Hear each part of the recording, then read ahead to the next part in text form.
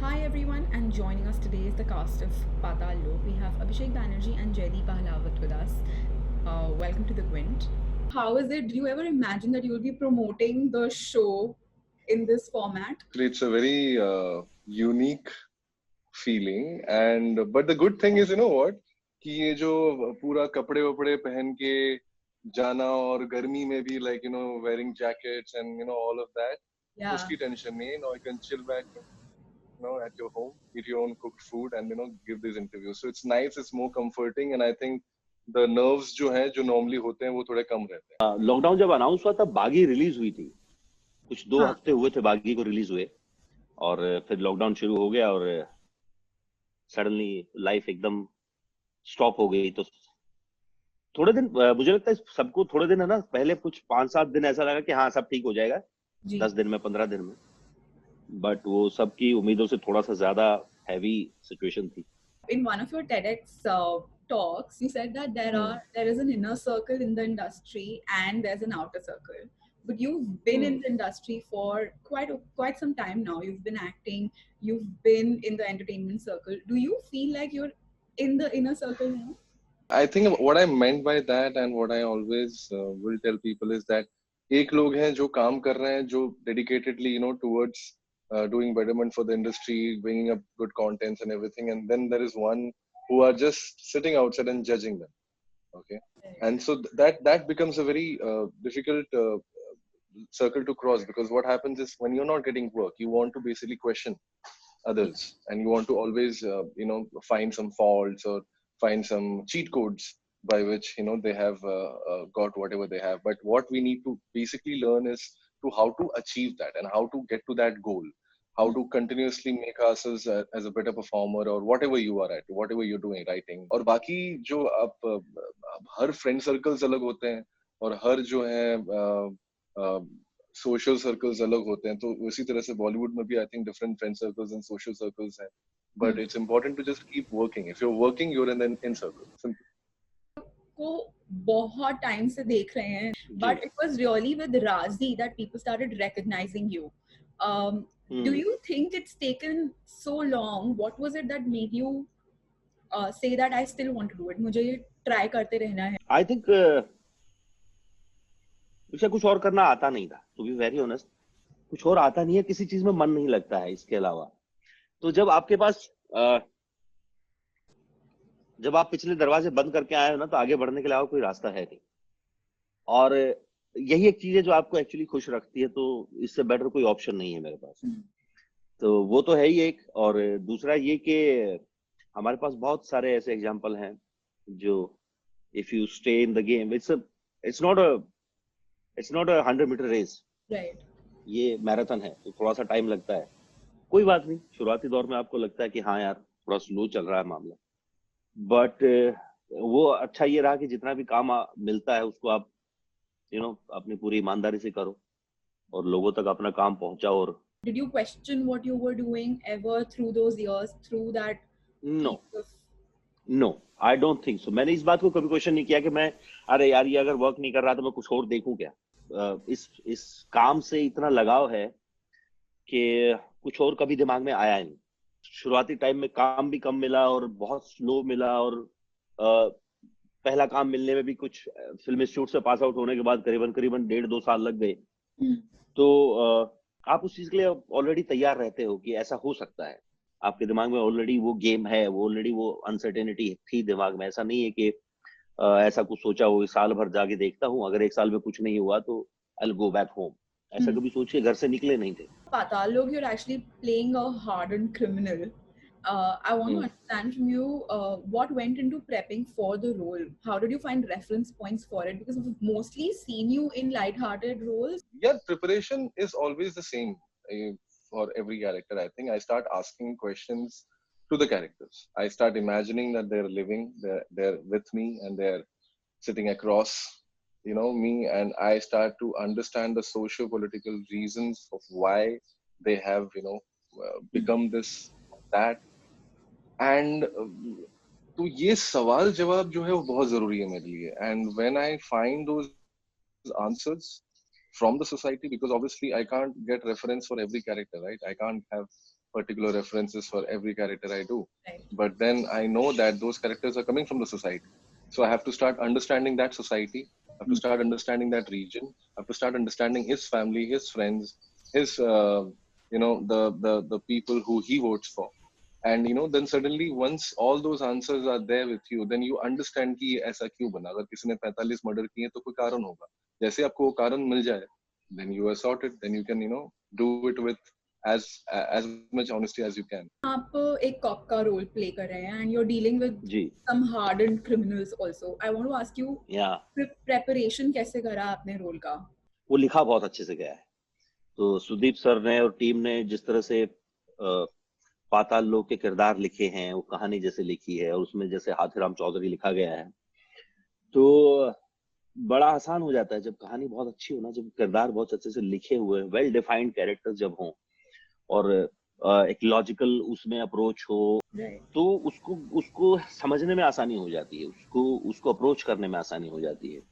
और आपकी ही दुनिया का, हमारी दुनिया का इंसान है, ऐसा तो है नहीं कि कहीं इस दुनिया से बाहर का इंसान है. तो जैसे आप ट्रेलर में देखते भी हैं कि ये इसी दुनिया के 3 अलग अलग लेयरिंग हैं, कुछ स्वर्गलोक के लोग हैं, कुछ धरती लोक के, कुछ पाताल लोक के. अब ये जब लोग मिल जाते हैं आपस में, तो क्या होता है जब कुछ पाताल लोक के लोग धरती लोक में घुस जाते हैं या स्वर्ग लोक में घुस जाते हैं, तो उन सिचुएशंस में क्या होता है और उसको हम लोग कैसे डील करते हैं, वो हमारे समाज की कहानियां हैं. जब मैं हाथीराम पढ़ रहा था तो मुझे याद है कि उसको पढ़ते वक्त मुझे अपने डैड बहुत याद आते थे. तो आज भी वो कुछ ऐसी हरकतें करते हैं जो एकदम हाथीराम जैसी हैं, तो मैंने उनकी लाइफ से ही कुछ चीजें उठाई हैं. जब आप स्क्रिप्ट जिस तरह से पहले मिलती होगी, I think over the years also कुछ डिफरेंसेस आए होंगे जिस तरह से आप पार्ट्स को देखते हो. अभी भी इतने ज्यादा पोजीशन में नहीं होते, बट हाँ, like now we can at least have our doubts, have our questions. Now at least I can ask my questions and ask my doubts about a certain situation which I might not be convinced in a scene or might not be convinced in a script. But yeah, like I think most of the times it's about choosing. That's what, if I like something, that's very very important to me. Like if I'm enjoying, like when I heard the narration of Dream Girl, I laughed my wits out. Yeah. I was like, "Arey, ye kitna zyada funny hai yaar." Like when he narrated the story only to me, I didn't need to read the script. Right. And for me it was that's it. Like when Raj Chandalia, he narrated the story to me, and that very minute I think I knew that I want to do this role and I want to be a part of this film because it was that funny. When you hear an Ajji, you want to do it because oh my god, this is such an important film to the society. And even if कम लोग देखेंगे पर वो important है. But जब इतने अच्छे से लिखी जाती है तो आपका खुद का मन करता है कि यार मुझे इसमें होना है. And you're lucky then that you're able to be a part of it. Yeah. You're born in the right era कि आपको वो रोल थोड़ा इस टाइम पे ही मिला.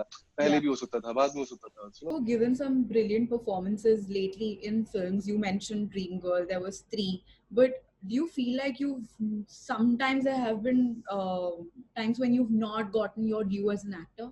This has just been 2 years. Yeah. So I think I will talk about me not getting my due as an actor maybe after 10 years. Okay. So there is 8 more years for me to continuously. एक decade चाहिए होता है, like for any profession to start or for any business to start or to actually for it to receive glory or just to be average or just to be below the average line. I don't know. I still don't know whether I'm going to actually excel in this or not. But I know one thing, that I'm only going to get more and more confident, and I'm going to get only more and more sure about few things which I do right. I'm going to actually redefining my process with every character I do, so that I can continue to surprise the audience.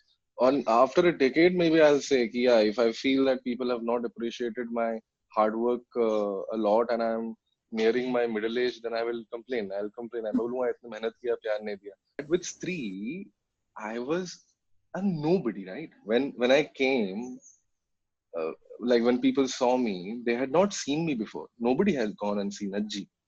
Very few people had seen Humorously Yours or Pictures or those small web shows which I was doing with TVF.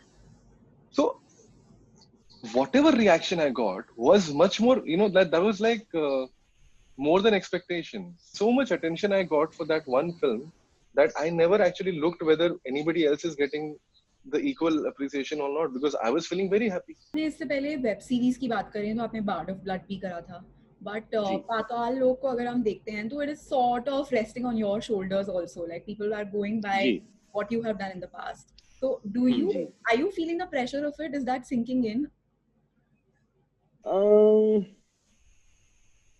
कभी कभी होता है, but मुझे लगता है कि जब एक अच्छी कहानी लिखी जाती है ना और अच्छे अच्छे लोग उसमें जुड़ जाते हैं तो प्रेशर थोड़ा सा रिलीज हो जाता है. तो आपको पता है कि जो लोग आपके साथ काम कर रहे हैं वो अपनी अपनी सब अपनी अपनी जिम्मेदारी निभा रहे हैं, तो थोड़ा सा रिलीज हो जाता है वो चीज. बट ये बहुत ही स्पेशल फीलिंग है कि आप एक कहानी के नायक होते हो, आप उस कहानी के आप उस कहानी का एक सेंट्रल थ्रेड हो बेसिकली, जिससे सब जुड़े हुए हैं. तो आपकी जिम्मेदारी थोड़ी सी ज्यादा हो जाती है, और उस अच्छी फीलिंग के साथ साथ उस जिम्मेदारी की एक फीलिंग भी है. और अच्छी बात यह है कि बहुत अच्छे बहुत ही क्रिएटिव लोग थे जो भी जुड़े हुए हैं, जो भी हमारे साथ डायरेक्टर हैं, प्रोषित हैं और अविनाश हैं, वो या सुदीप सर जिन्होंने लिखा है, और हमारे क्लीन स्लेट की जो टीम है, अनुष्का जी की जो टीम है, वो आपकी क्रिएटिविटी में दखल नहीं देती है. वो आपको वो फ्रीडम देती है जो आप चाहते हैं. हम थ्रिलर सस्पेंस टाइप स्टोरीज के अलावा और आपका दिल करता है कि आप और किसी तरह के स्टोरीज करें? बहुत दिल करता है दिशा. मैं बहुत ही, देखो मेरी जिम्मेदारी ये है कि मुझे जो कैरेक्टर मिले मैं उसमें अपनी पूरी 100% तैयारी के साथ सेट पे पहुंचूं. जो आपने मुझे लिख के दिया है मैं उसमें कुछ ना कुछ जोड़ के आपको दूं. उन इमोशंस के साथ, जिन इमोशंस के साथ आपने वो लिखा है या आप वो चाहते कि पर्दे पे आए, मैं पूरी जिम्मेदारी के साथ और पूरी ईमानदारी के साथ उनको वहां पहुंचाने की कोशिश करूं. अब किसी को ये मानना पड़ेगा कि जयदीप फैलावत रोमांटिक हो सकता है, आई एम श्योर होगा लाइफ में, है ना. ऐसा मैंने लाइफ में कोई आदमी देखा नहीं जो अपनी पर्सनल लाइफ में रोमांटिक ना रहा हो. रोमांस के चेहरे अलग हो सकते हैं, तरीका अलग हो सकता है. ऐसा बहुत कम लोग लाइफ में देखें जो कॉमिक ना हो. मैं हरियाणा से हूं, हम आधे कॉमेडी ही होते हैं. हमें लाइफ बड़ी सिंपल समझ में आती है, ब्लैक एंड व्हाइट में. अच्छा हाँ यार ठीक है, सब ठीक है. मैं ये मानने को तैयार नहीं हूं कि मैं फनी नहीं हूं. बात ये है कि मैं किस सिचुएशन में फनी हूं, ये सबके लिए अलग हो सकता है जी. तो अगर कोई लिखता है, अगर कोई ये मान सकता है कि मैं अगर मीर जो कि एक सीक्रेट सर्विस को हेड करता है, अगर वो दिल्ली कॉप बन सकता है, जो कि आई थिंक एक लाइफ से हारा हुआ इंसान है, और ये फर्क है दोनों में.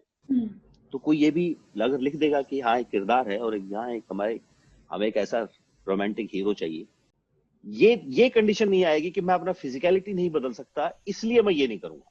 अगर मुझे करना है तो मैं अपनी फिजिकलिटी बदल लूंगा. बल्कि मुझे उसमें बहुत मजा आता है.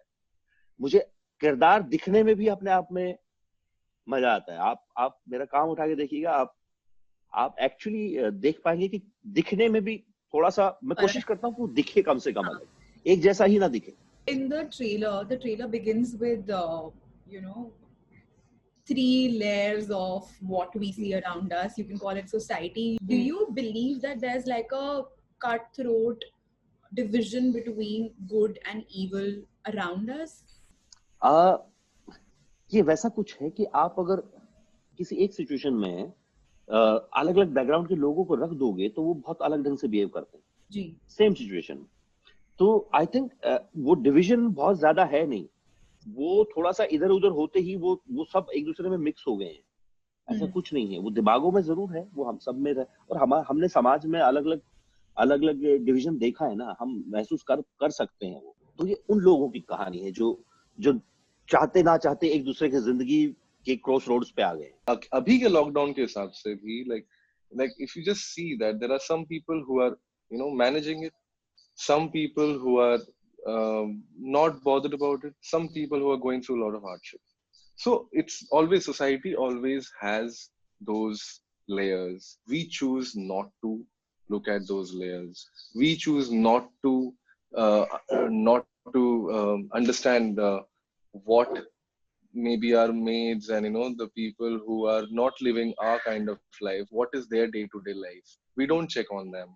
We're not bothered about them or their education. They are not bothered about what big car do we have. For them, every big car is a big car. Right. वो ब्रांड फिर माने बड़ी गाड़ी है. अब बड़ी गाड़ी मर्सिडीज हो, BMW, ऑडी, उससे मतलब नहीं है, बड़ी गाड़ी है. और हमसे जो ऊपर रहते हैं उनके पास प्राइवेट जेट है. वो प्राइवेट जेट कौन सा क्या बोलते हैं ब्रांड का है, उससे मतलब नहीं है. और देखिएगा और देख के बताइएगा कैसा लगा आपको. बिल्कुल जी. Thank you so much. Thank you. Bye bye.